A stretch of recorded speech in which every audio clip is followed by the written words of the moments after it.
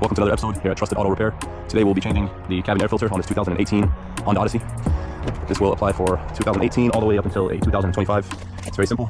Just open the glove box. Over here you'll see a little glove box shock or strut. After you push it down, you want to push on the two sides inwards like this of the glove box, and then it'll clear enough room for it to go down. You can just lay it right there. All right. So once the glove box is down, if you look inside here, you'll see this plastic cover. It has two little push tabs on the sides. You have to push and then this comes out. Very simple.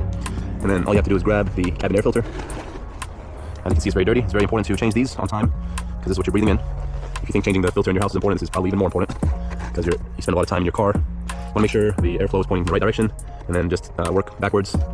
You clip these, one here, clip, and then push that in, and you are good to go.